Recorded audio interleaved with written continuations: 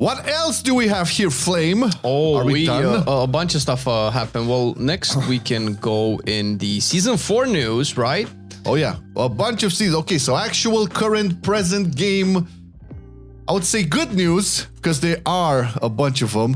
What are we starting with? So we can look at the vendor currency to be created earlier and adding catch-up.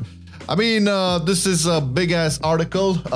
It's like, okay, we can read it above. There's not exact numbers over there. I don't know how much you guys are aware of how things will work in Season 4, but you're gonna basically have to do like these faded raids in order to like get these dinars, and with these dinars, the dinar is a currency, you can buy targeted items from those specific raids that you're doing, right? This is going to be vendors for each raid. Well, what was it? It was Castle Nathria, Sylvanas, and Sanctum and Sepulchre, yeah. And you essentially are locked per character to 3 items. That's how much currency is going to be available to you throughout this to buy from the vendor. Whatever else we're going to be looting from the raid anyway, so that's besides the point.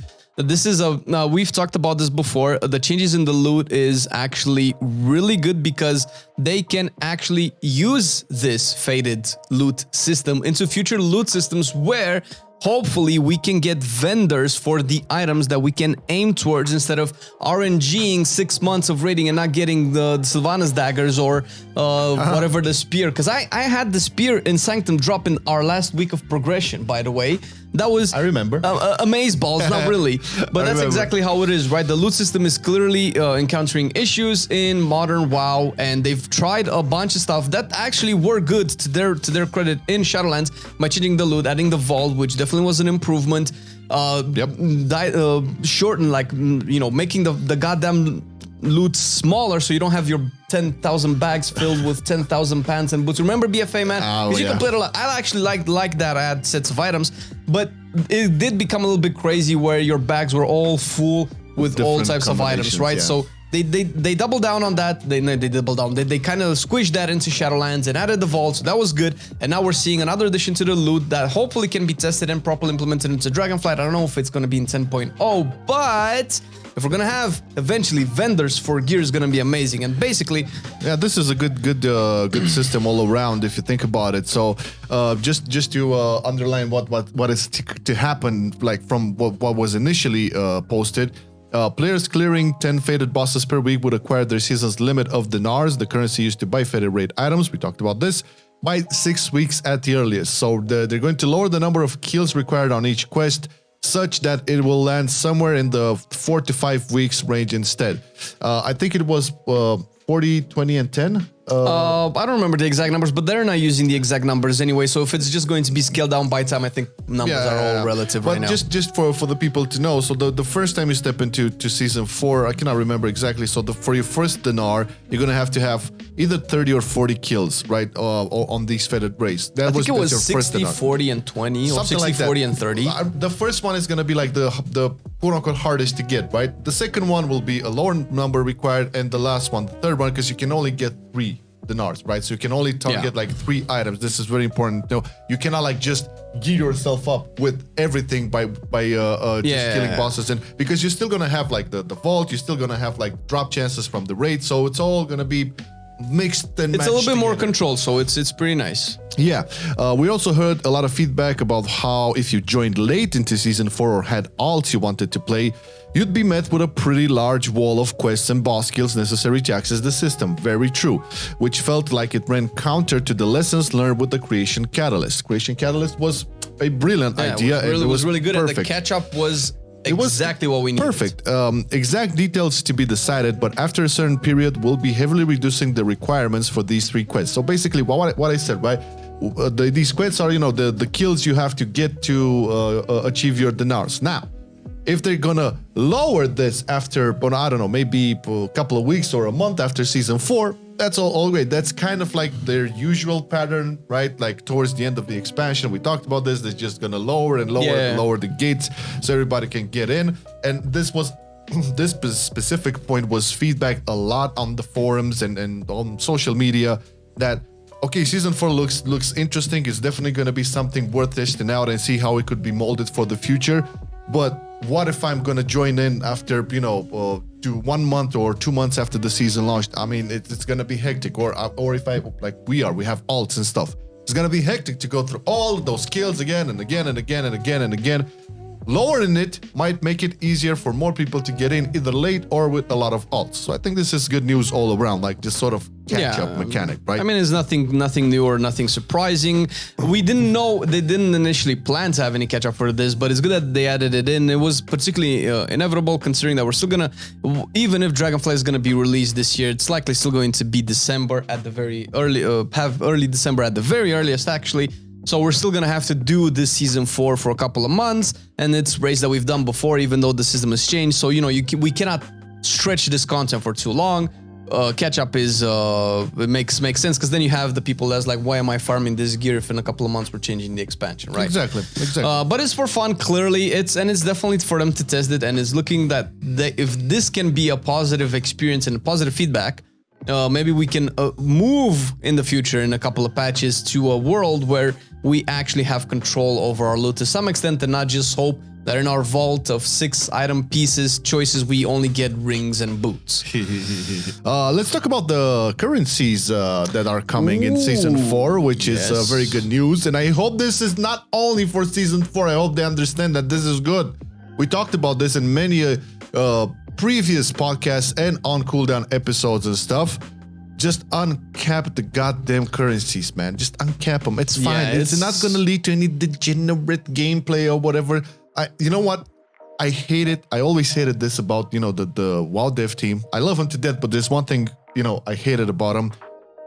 Don't tell me how to play the game. Let me decide. Let me make mistakes. Let me be a degenerate. Let me be a casual. Let me be a hardcore. This is an MMO. It's not a linear single-player experience where, okay, I have to follow the path. No. If you're gonna want me to play an MMO, let me play it the way I want to fucking play it. This is their problem. This is why I believe one of the key reasons as to why the game became popular in the first place back in the old expansions. Sure, you had the attunement quest lines, which were kind of getting you from end game raiding, but until then you didn't have a restriction in what you wanted to do. If you were level 5 and you wanted to level in the 50 zone, you could 15 zone, you could go there and slay some mobs if you can, but there was no real restrictions. That was the beauty of WoW Sandbox. It was an amazing world that they created with like potentially limitless options. Sure, some paths were better than the others, but you were not imposed to play that way. You could farm the dungeons again and again and again and again and again and again if that's what you wanted. And I think that kind of a freedom and range of options is missing, and it's kind of making people feel a little bit constrained. And obviously by them restricting things like this, they're implementing other stuff like, like soft gating and things like that. Yeah. And although Valor capping, for instance, because this is what we're talking about, first of all, Valor capping has a reasonable logic, because otherwise you would just get mythic level raid eye level items in the first couple of weeks, which is a little bit weird, because then what are you doing for the rest of the season? But that's not the problem. That problem exists because it exists. You shouldn't be fixed with another more annoying solution, which is Uncapped Valor.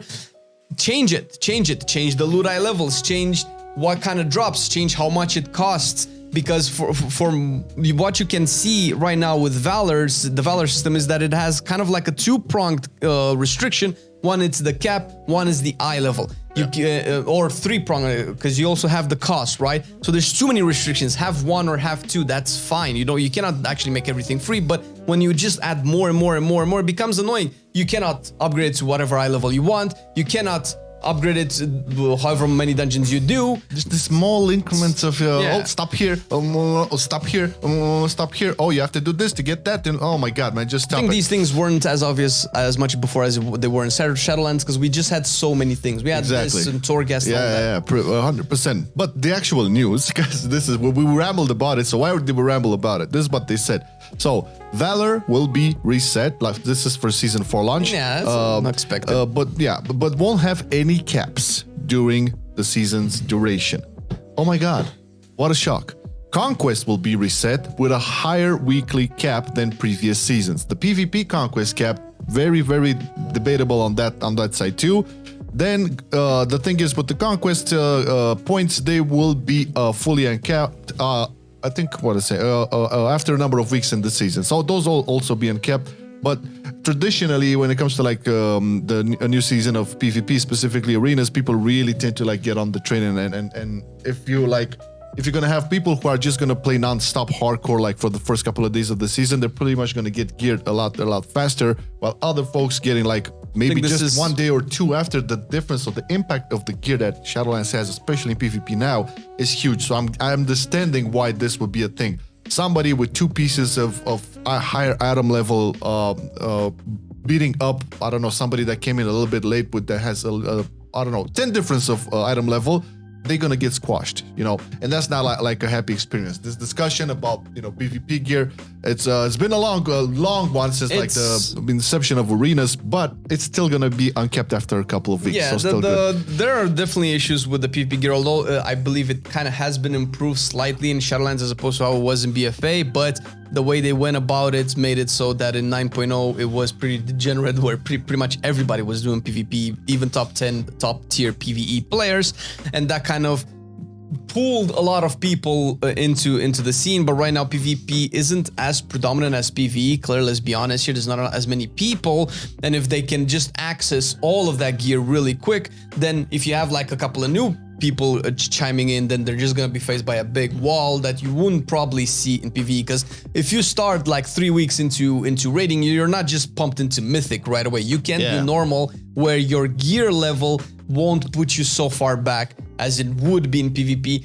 And I'm still not a fan of capped, but I don't see any other solution to this unless they're like redesigning the entire PvP gearing system. There is something else we needed to address, which people that are actually playing now might have, you know, come into contact with, and myself trying to play all of the alts right now has hit this problem multiple times, and that is Cosmic Flux, which definitely seems like it's a currency that they've kind of neglected. It's not as bad as shit that we had in Korthia, but it definitely becomes more obvious the more alt you play that Cosmic Flux is a rare commodity, where right now, pretty much starting with my 3rd alt, I had to choose if I'm using Cosmic Flux to get my legendary to max, or if I'm using it to get my tier set, and obviously it's gonna be my tier set, which means that pretty much none of my alts have 291 legendaries, because it's pretty much geared towards getting tier set.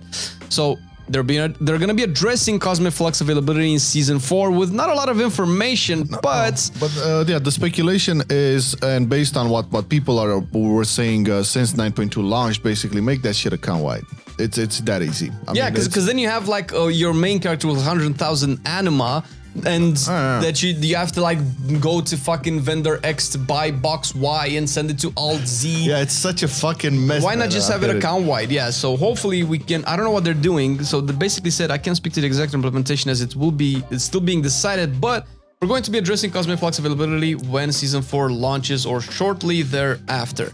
Yeah, the wording is very, very peculiar here. Cosmic Flux availability. This doesn't tell me, hey, we're gonna give you more Cosmic Flux. Availability translates to me as like, okay, this is gonna be available to everybody.